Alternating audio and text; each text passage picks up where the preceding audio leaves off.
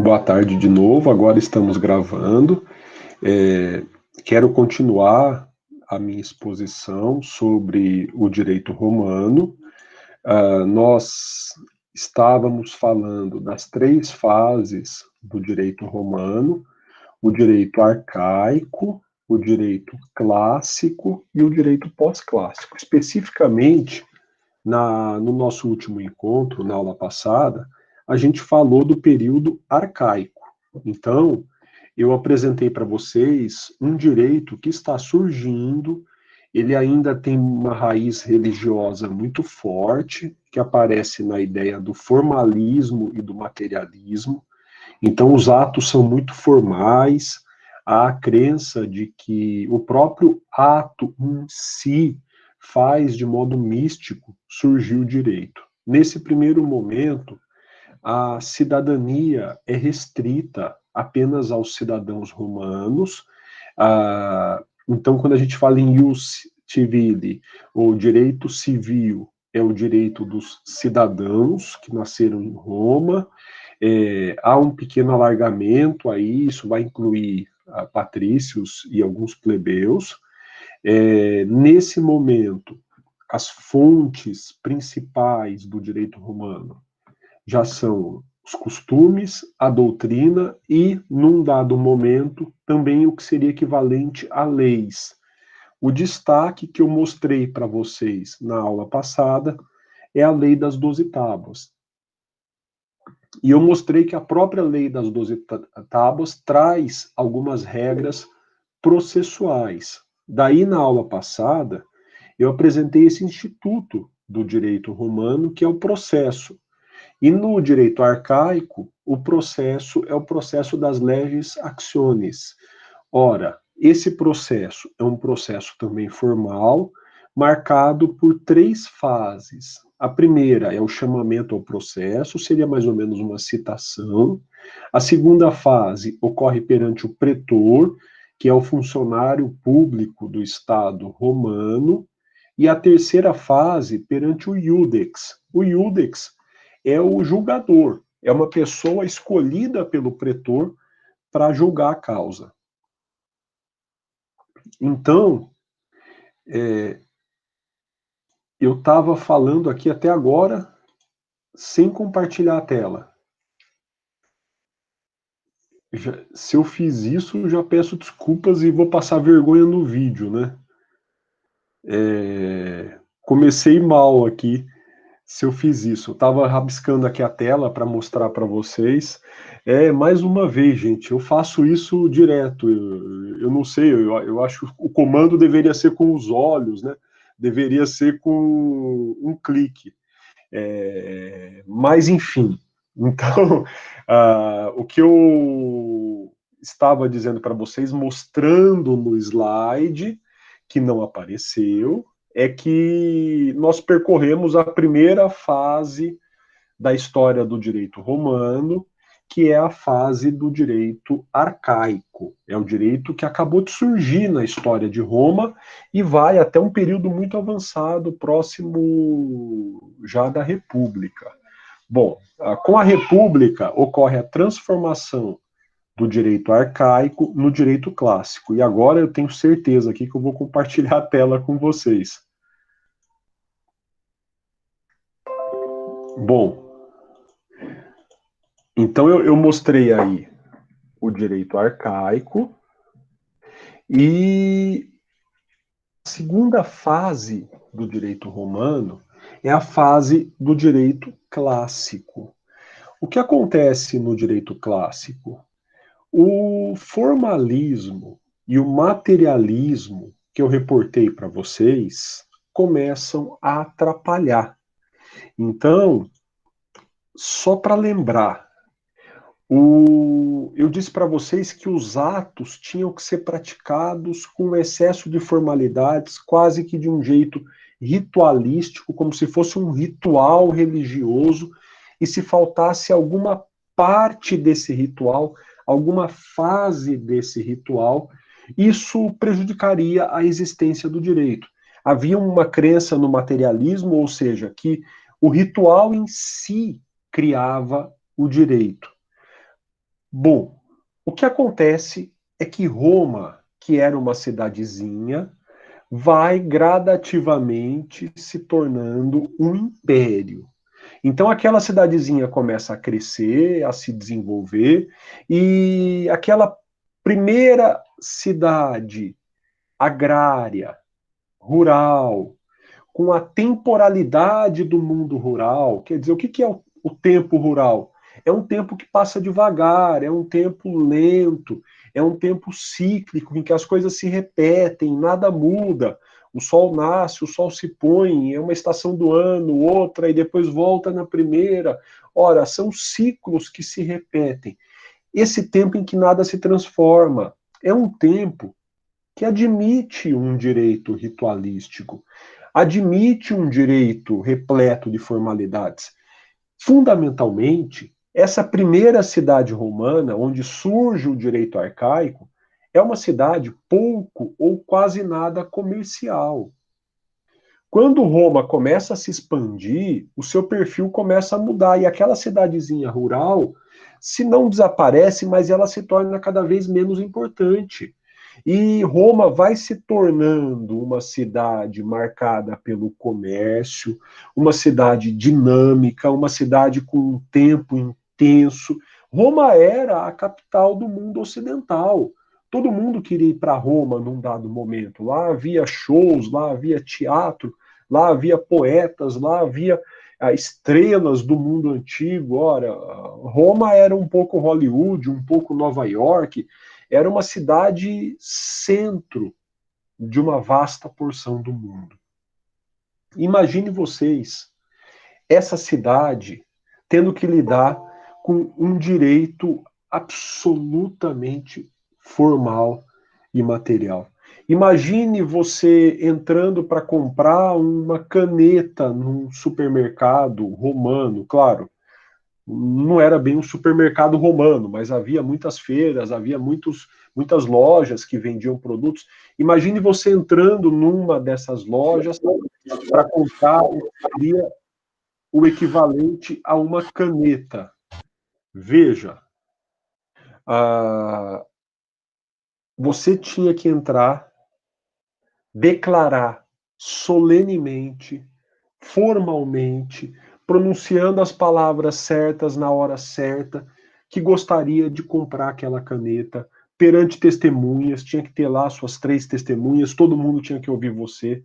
O dono da loja ia ter que declarar que estava vendendo a caneta, vocês teriam que falar sobre o preço, o valor a ser pago, uma série de atos que levariam aí, sei lá, meia hora, uma hora, para você conseguir comprar uma caneta. E se você não fizesse isso, a qualquer momento o ato jurídico que você praticou poderia ser invalidado. Por quê? Ele não gozaria de amparo, não gozaria de proteção das leis da época. Para que você fosse protegido, para que a compra e venda fosse válida, você teria que praticar todos esses atos. Porque o direito romano era predominantemente formal e material. Com o desenvolvimento do comércio, com o crescimento da cidade, com o dinamismo, essas características do direito arcaico começam a atrapalhar. E o direito vai aos poucos perdendo tais características. Então a gente pode considerar que o período clássico é um período de grande transformação no direito romano. Todas aquelas características ligadas à religiosidade, ligadas a um direito rural, a um direito antigo, vão desaparecendo. E o direito romano vai se tornando, no final do período clássico, que é muito longo, num direito muito parecido com o nosso. Mas vamos voltar lá para o quadro, tá?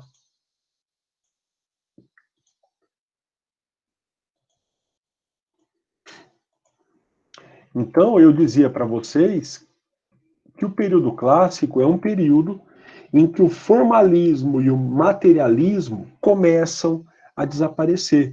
Então você começa a admitir, por exemplo, a celebração de contratos que não sejam formais, que não exijam formalidades para a sua validade. Nesse momento, como eu falei, Roma cresce. não só a cidadezinha se torna uma cidade comercial, mas ela vai se tornando um império.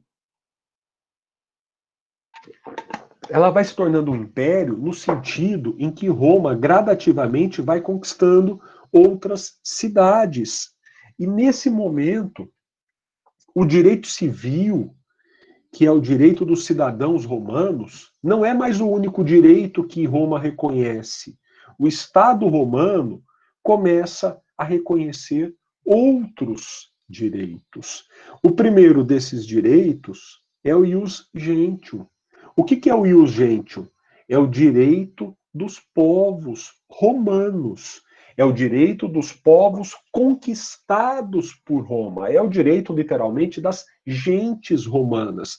Então, num primeiro momento em que só havia o direito da cidade romana, nós passamos para um segundo momento em que o direito da cidade romana é acompanhado de um direito um pouquinho menor, com um pouquinho menos de leis, um pouquinho menos de direitos reconhecidos, que é o ius gentium, é o direito das gentes.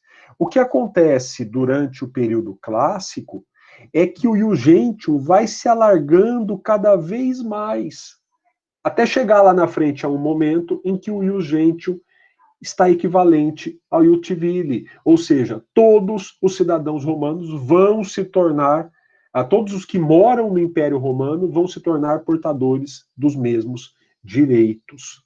Também no período clássico, floresce um segundo direito que vai justamente corrigir esse formalismo e esse materialismo.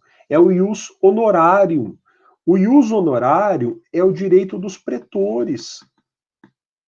O pretor, que é aquele funcionário que seria o juiz que não julga num primeiro momento, então é o funcionário que recebe o processo, que encaminha o processo, ele é o funcionário público que vai nomear um particular para julgar, ele vai nomear um árbitro. Mas o pretor vai se tornando cada vez mais poderoso no processo. E ele começa a corrigir o formalismo excessivo do direito romano, ele começa a corrigir o materialismo excessivo do direito romano, criando regras próprias. E essas regras passam a ser aceitas pelo Estado romano. Essas regras criadas pelo pretor vão ser chamadas de ius honorário. Ius é direito, direito honorário é o direito dos pretores. Então, por exemplo, se vocês se lembrarem da aula passada, eu disse que o formalismo era tão grande, o materialismo era tão grande, que se você entrasse com uma ação para cortar os galhos da árvore do seu vizinho e errasse o nome da árvore, você perderia a ação. Você teria que dizer exatamente qual é o nome da árvore para ter a ação, ou seja, para poder agir e cortar os galhos da árvore do seu vizinho ou mandar ele cortar os galhos da árvore. O que os pretores começam a fazer nesse momento intenso de grande desenvolvimento econômico, comercial de Roma, os pretores percebem que eles não podem seguir ao pé da letra essas determinações. Qual é a diferença de um sujeito ter errado o nome da árvore entre, eu dei exemplos brasileiros, né, bananeira e palmeira, entre palmeira e coqueiro? Qual é a diferença do sujeito ter errado o nome? Ele não quer cortar as folhas? Então o pretor começa a criar regras que vão admitir, independentemente do nome da árvore, se um vizinho quiser cortar a árvore do outro, ele pode. Basta que ele diga que ele quer cortar a árvore, que eu vou analisar o processo e vou conceder a ação. Portanto, nós temos de um lado o ius civile, o direito civil, que é rígido, que é formal, que tem muitos direitos e que esses direitos são atribuídos ao cidadão romano. Nós temos as regras do ius gentium, que são regras do direito das gentes romanas, que são regras reconhecidas, regras com direitos reconhecidos àqueles que fazem parte do vasto Império Romano. Nós temos um terceiro grupo de regras, que são as regras criadas pelos próprios pretores. Quando um novo pretor era nomeado, ele escrevia um tipo de um manual de instruções. em que ele dizia quais os direitos que ele iria reconhecer, como que ele iria proceder para reconhecer esses direitos. Esses livros vão compor o ius honorarium.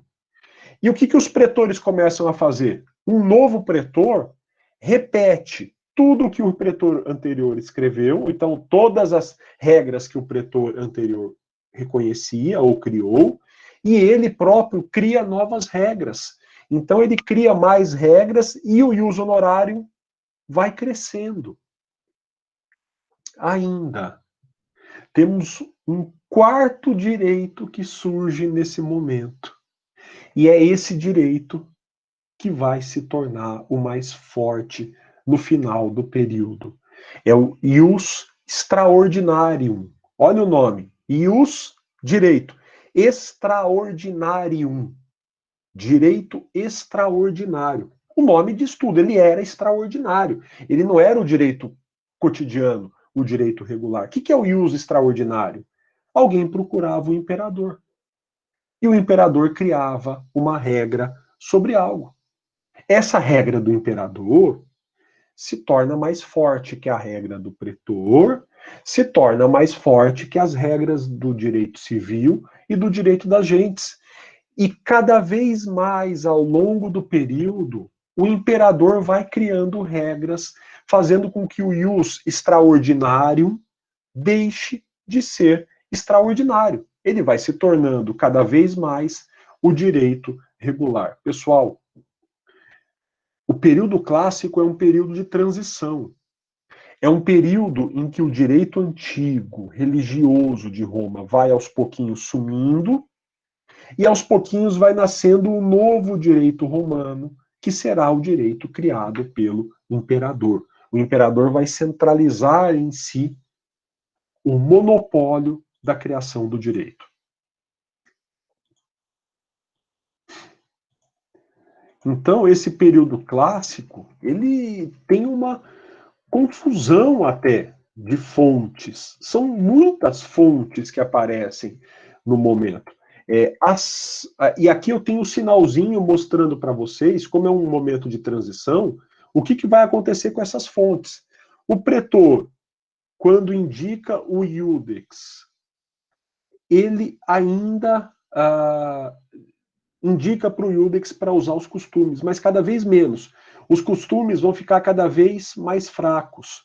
As leis antigas, criadas pelo Senado, vão se tornando também cada vez mais fracas. Num primeiro momento, o ius honorário, que é formado pelo Edito dos Magistrados, que é aquele livrinho que eu falei para vocês, se torna muito forte.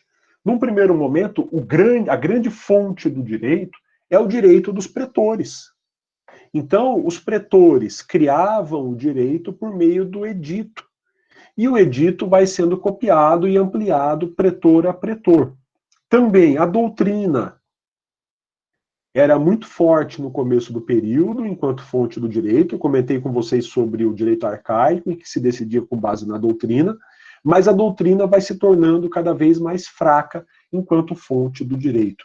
E de todas as fontes do direito, tem uma única que vai terminar o período muito forte, que é a chamada Constituição Imperial. A Constituição Imperial é muito parecida com a nossa lei, só que ao invés de ser criada pelo Poder Legislativo, ela era criada diretamente pelo imperador. Então, o imperador vai criar essas leis cada vez mais frequentemente e elas se tornarão a grande fonte do direito.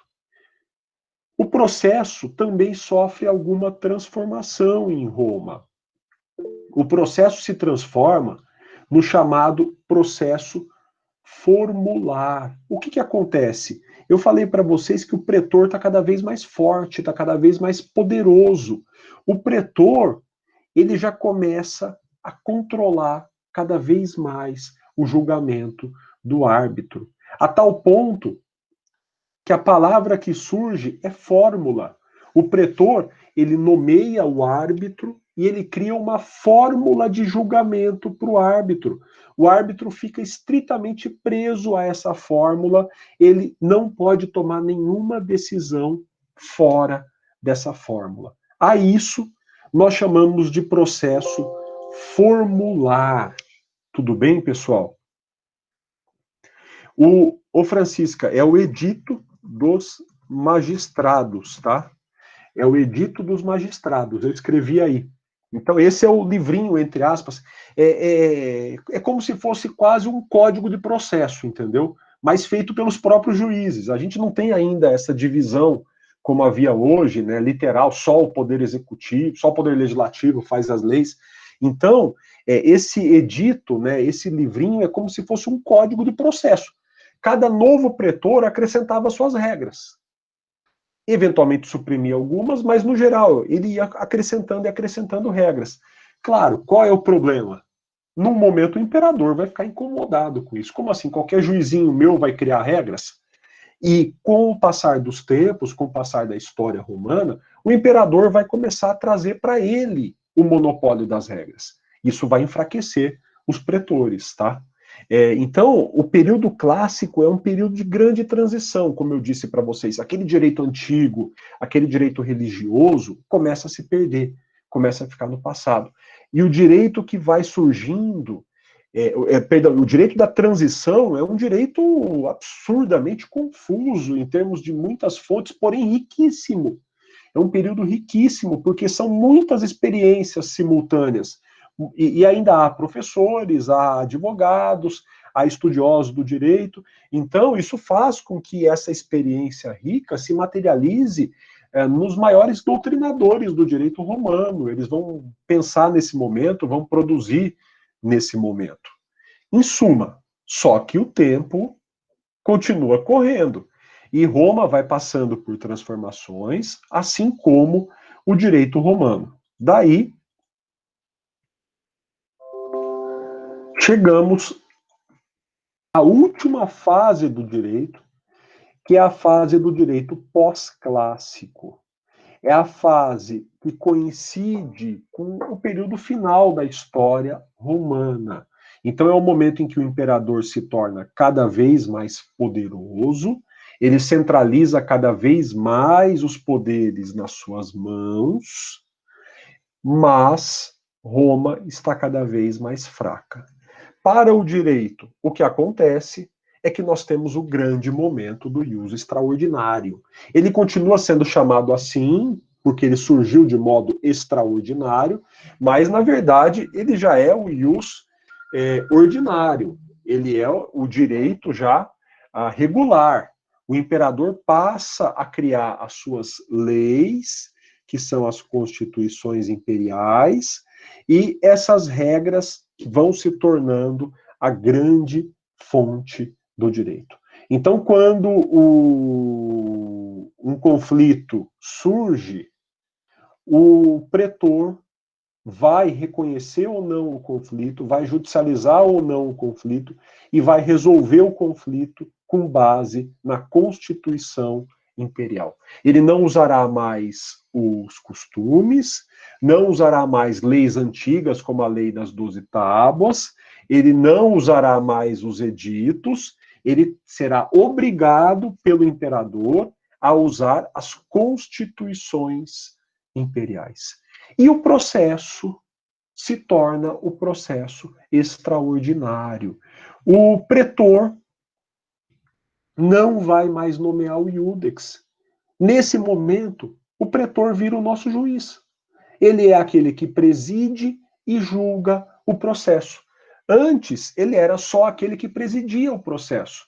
Nesse momento, o pretor vai receber o caso, vai determinar o chamamento ao processo, ele vai julgar diretamente, vai colher as provas e vai julgar o caso.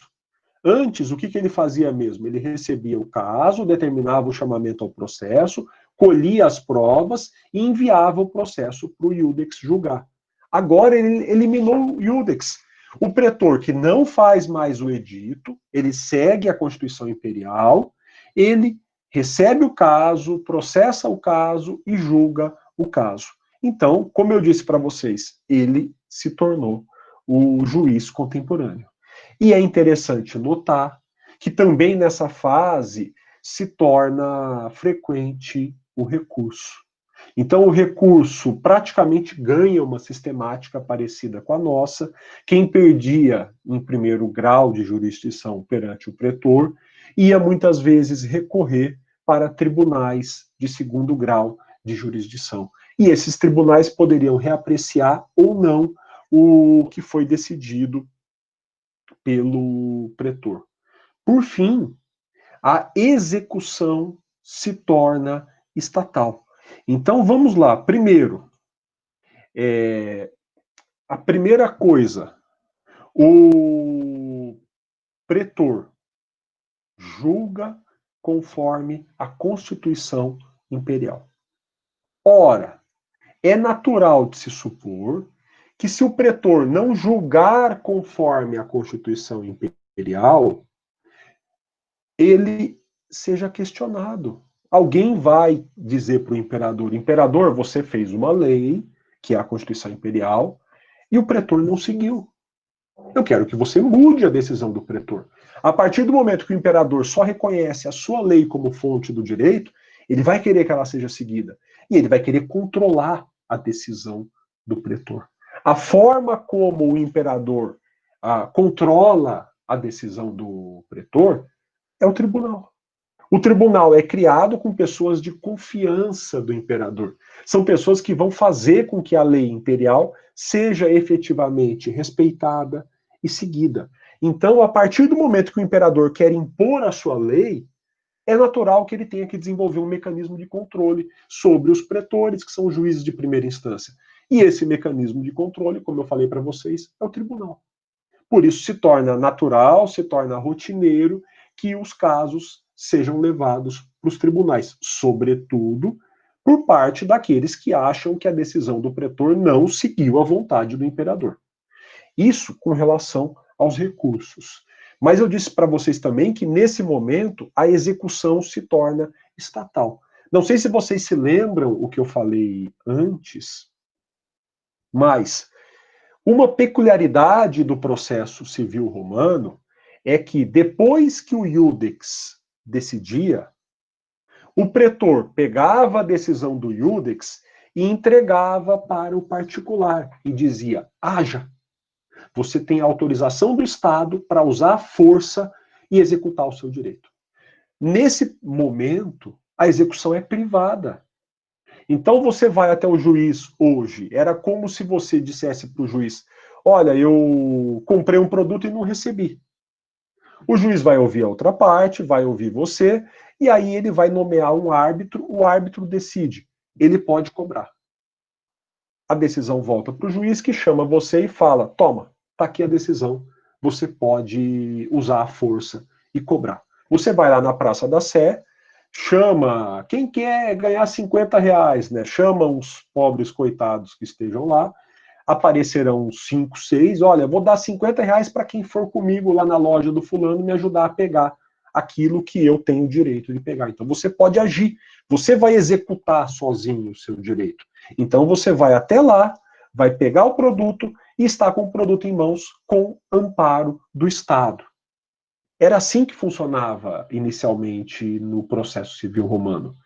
Quando o imperador se torna mais poderoso e ele monopoliza os atos jurisdicionais, ele não quer que a execução seja feita pelos particulares. Ele não quer particulares juntando homens para usar a força. E aí o próprio imperador começa a monopolizar a execução. É o próprio pretor que vai determinar para os funcionários públicos para que eles façam a execução. Então, a ação que era o direito do particular agir em nome do Estado, né, ele vai agir para concretizar o seu direito, deixa de ser uma ação particular. Então, a ação deixa de ser particular e se torna estatal. Como eu falei para vocês, nós terminamos a evolução do direito romano com um direito muito parecido com o nosso. Então, agora, no momento pós-clássico, no processo extraordinário, eu tenho um juiz que preside o processo e julga o processo. Não há mais o iudex. Eu tenho uma fase recursal, eu posso questionar a decisão do pretor. Por quê? A grande fonte do direito é a Constituição Imperial, que seria a lei romana, e ainda a execução se torna fundamentalmente estatal. O Estado passa a executar o direito. Tudo bem, pessoal? Alguma dúvida? Obrigado, Alain. Então, pessoal, eu vou. Obrigado, Jéssica, Francisca. Francisca, algum problema? Eu não sei, eu não lembro o que eu perguntei para o seu não. Se tiver algum problema, se manifeste aí, viu? Obrigado, Andressa, também. Então eu vou seguir, tá? Ótimo, ótimo. Eu não lembro o que eu perguntei. Aí alguns disseram que tudo bem, e você disse não, eu fiquei em dúvida. Eu quero, como eu falei para vocês no começo, retomar esse quadro sob uma outra perspectiva.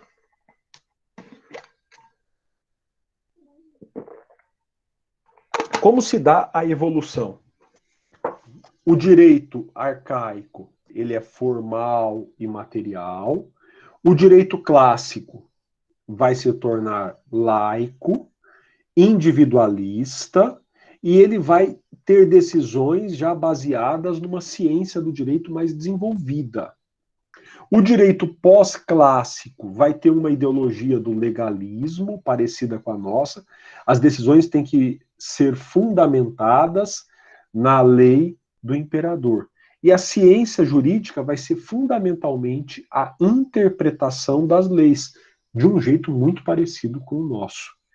No direito arcaico, a cidadania era restrita. Só quem morava na cidade de Roma era cidadão. E admitia-se a escravidão, como em todo o período. A cidadania romana vai crescer, então surgirão direitos das gentes, haverá um direito para o cidadão romano e um direito menor para os povos romanos, mas no período pós-clássico, todos que estão no Império Romano serão considerados cidadãos romanos e terão os mesmos direitos. No direito arcaico, temos então o ius civile, as leis dos cidadãos romanos, as regras costumeiras ou legais do cidadão romano. No período clássico, surge o direito das gentes, o direito dos pretores, que é o ius honorarium, e cada vez mais o imperador começa a criar regras, que é o ius extraordinário. Como o imperador vai monopolizar o direito e a produção de regras, na última fase só sobra o ius extraordinário. As decisões têm que seguir as regras feitas pelo imperador. Num primeiro momento, as fontes do direito são os costumes, as leis, como a lei das 12 tábuas, e a doutrina. No direito clássico, os costumes vão decaindo com o tempo, as leis antigas vão decaindo com o tempo, os editos dos magistrados, dos pretores, vão ter muita força e depois vão decair, a doutrina vai decair com o tempo, e a grande fonte do direito vai ser a Constituição Imperial, que vai se tornando cada vez mais forte durante o direito clássico. O processo arcaico começa com o chamamento, o pretor preside o processo, ele colhe as provas e passa o processo para o iudex.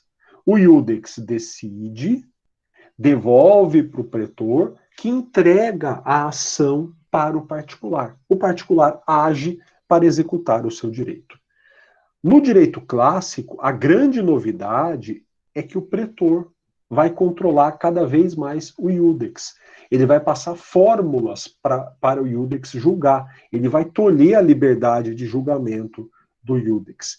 E isso leva a uma última fase, muito parecida com a nossa, de um processo em que o pretor preside e julga os conflitos, a execução se torna estatal e o recurso se torna rotineiro. Portanto, pessoal, nesse segundo quadro, nós temos a evolução sob o ponto de vista das ideias, das fontes e das instituições, tá?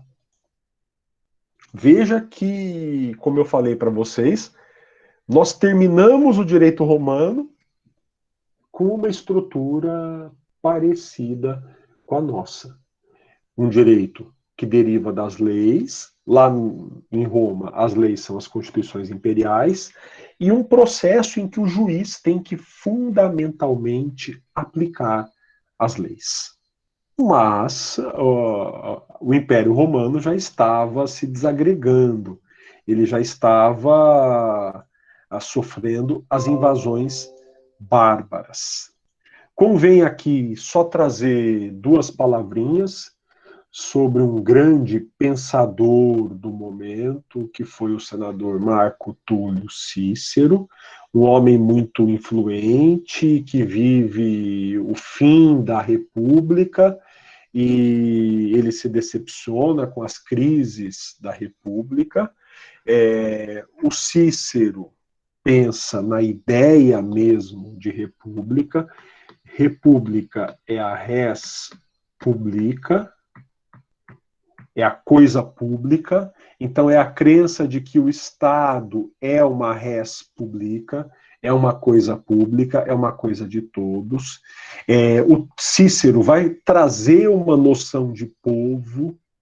O povo é um conjunto de pessoas que tem um direito e acredita em um bem comum para esse povo. Então haveria uma ideia de todos que compõem o povo do que é melhor para eles. Então haveria uma ideia cultural comum unindo as pessoas, e essa união, então, de aceitar regras comuns e buscar um bem comum, fazem de um conjunto de pessoas um povo.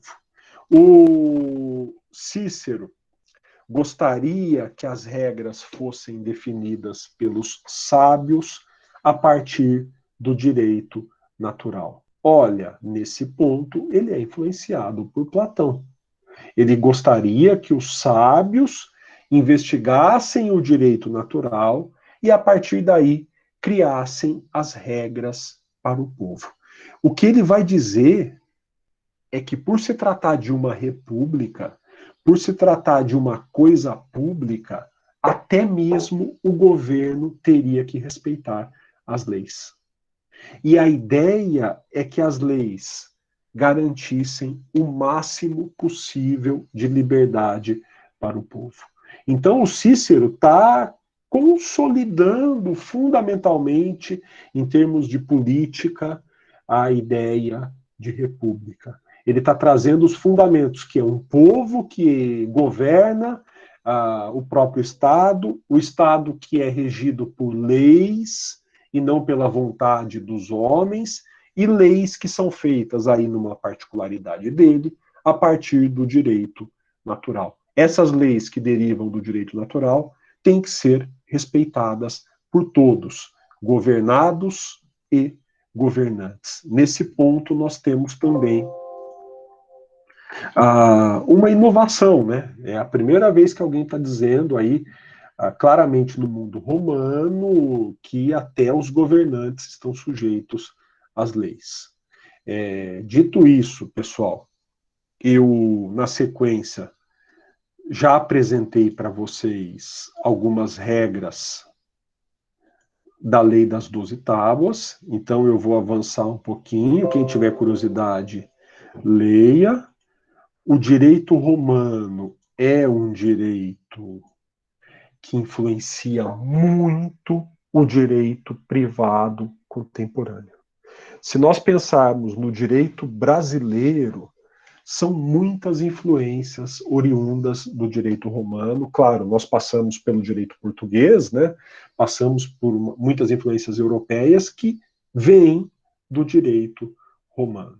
Em Roma, há uma noção de família, essa noção está reconhecida pelas regras, dentro da lógica romana, como até há algum tempo aqui no Brasil, a família era chefiada pelo pater familia, não tem acento aí, está em latim, tá, pessoal? Então, o pater familia é o pai de família, é o chefe da família, e é, naquele momento, o homem.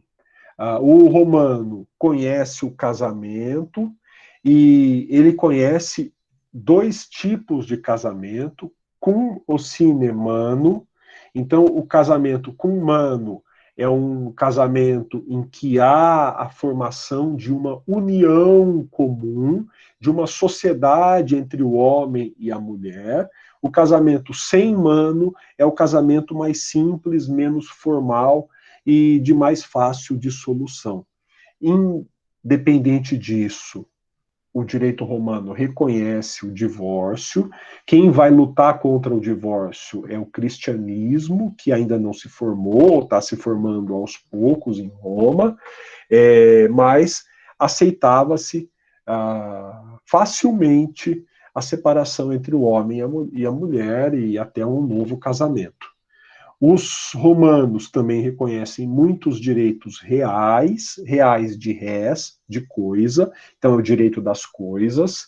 Eles vão criar a noção de coisas que não são apropriáveis, coisas que estão fora da apropriação, fora do comércio. Então são coisas divinas, coisas comuns e coisas estatais. Elas não podem se tornar propriedade de ninguém.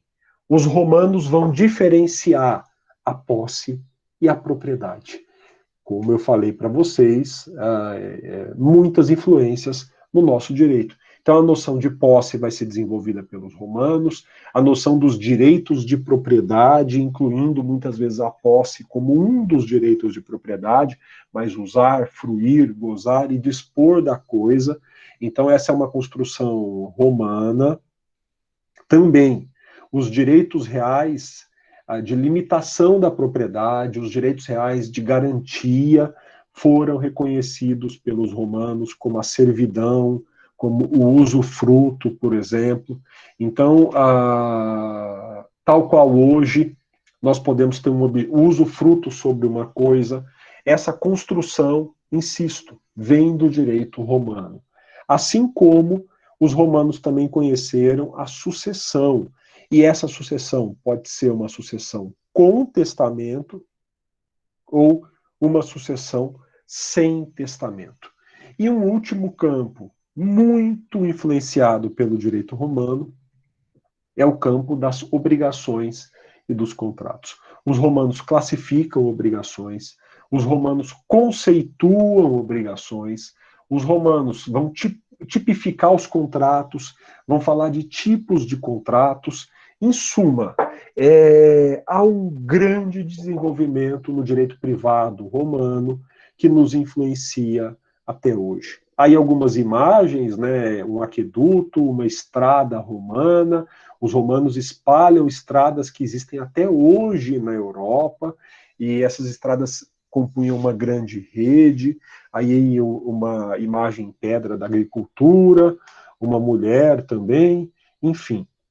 É fantástico imaginar o que uma cidade fez no mundo antigo. Uma única cidade no centro da Itália, lá no centro da bota, que foi conquistando, conquistando, conquistando, conquistando, e chegou a um momento em que todo o mar Mediterrâneo pertencia a Roma, e ele foi chamado de Mare Nostrum. Aí Roma se divide, Império Romano do Oriente, em verde, do Ocidente, que é conquistado no final do século V, e o Império Romano do Oriente vai sobreviver em Constantinopla, hoje Istambul, até 1400 e pouco. Olha, é uma história, portanto, que só vai se encerrar em 1400 e... Agora eu vou ver aí a data que me falha a memória, mas em 1453 os turcos tomam Constantinopla. Então é uma história de mais de 1000 anos, de praticamente 2000 anos, né? Ano 500 antes de Cristo até 1500 quase depois de Cristo. E insisto, uma única cidade que conquista todo o mar Mediterrâneo. Eu acho que se a gente fosse comparar o que aconteceu com Roma, imagine que uma única cidade, imagine que Nova York seja uma cidade independente. E para os dias de hoje, se naquele momento Roma conquistou quase toda a Europa, o norte da África e o Oriente Médio, seria a mesma coisa com a nossa capacidade de locomoção que Nova York conquistar a Terra inteira. Então imagine uma cidade nos dias de hoje conquistando o globo inteiro, toda a Terra prestando a obediência a uma única cidade. Foi mais ou menos o que aconteceu em Roma. Mas, como eu falei para vocês, num dado momento, o Império Romano ruiu. Eu vou falar disso quando nós falarmos da Idade Média. E aí nós vamos falar um pouquinho da invasão dos bárbaros. Meus caros, os bárbaros derrubam o Império Romano. Então os bárbaros vão invadir Roma e vão fatiar o Império Romano do Ocidente. Mas essa é outra história. O que eu quero falar para finalizar a aula de hoje é que, ao final da história de Roma Ocidental, quando o Império Romano do Ocidente já havia caído, já havia sido fatiado pelos bárbaros, o Império Romano do Oriente continua. E um dos grandes imperadores do Oriente foi Justiniano. Justiniano se torna imperador em 527, ele tem um reinado longo, né, enquanto imperador, e ele se torna imperador com o intuito de reerguer o Império Romano, de resgatar as glórias de Roma. E, para tanto, ele pensa que também deve resgatar o direito romano. Quando Justiniano assume, então ele se torna imperador, há muitas regras, há muitas constituições imperiais, há muitos livros sobre o direito romano, mas tudo está desorganizado, tudo está bagunçado. O que Justiniano faz? Ele chama os melhores juristas do seu tempo. Reúne esses juristas e ordena a eles a recuperação do direito romano.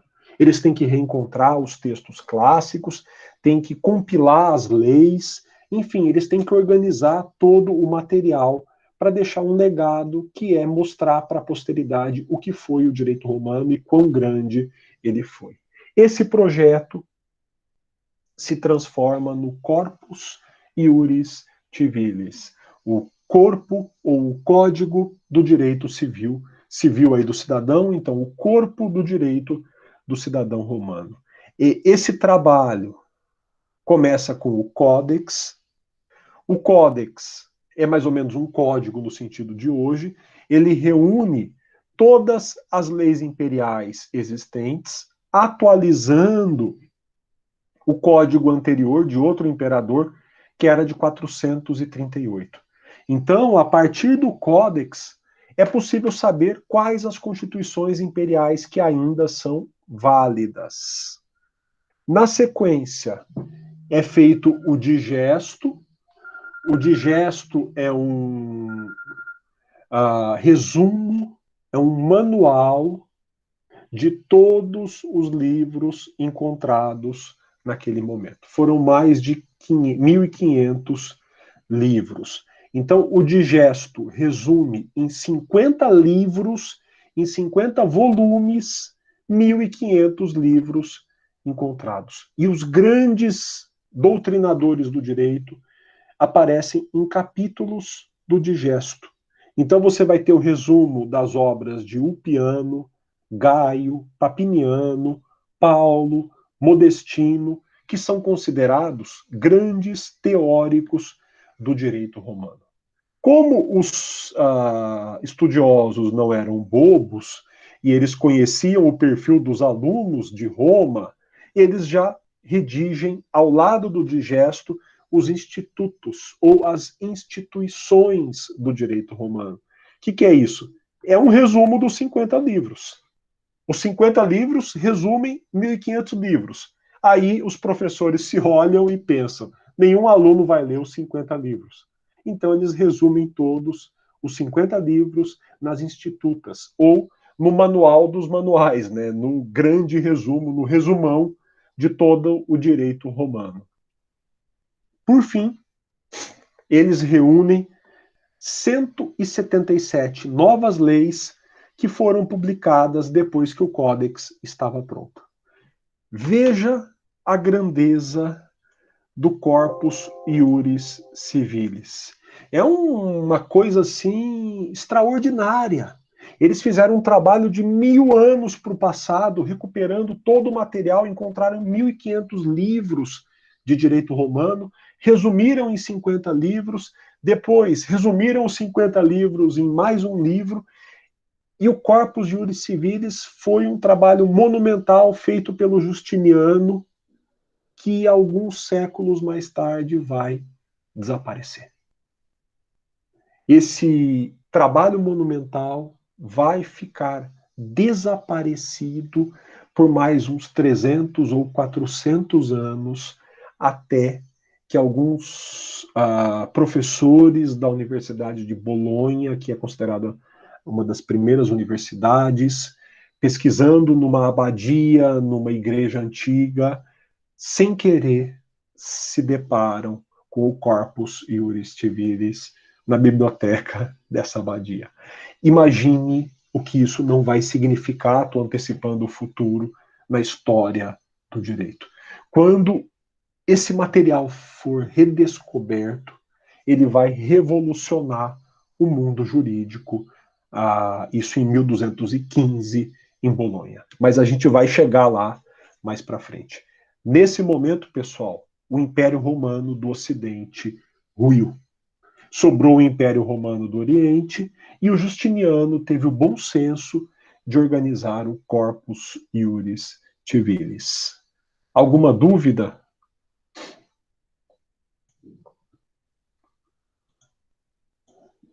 Obrigado novamente, Alan. E aí, pessoal, deixa eu só ver se eu não estou pulando nada, não estou fazendo besteira. Eu vou parar aqui na virada. Muito obrigado também, Bruna, pelo feedback. Francisca, eu vou parar aqui, porque a partir da próxima aula, a partir não, né? Na próxima aula, eu vou sair um pouquinho da história direta de novo e vou falar da etimologia e dos significados da palavra direito. Por que nesse momento? Porque a palavra direito vem do latim, ela vem de Roma. Então é o momento de nós falarmos sobre as palavras, eu explicar para você o direito e o jurídico. Eu vou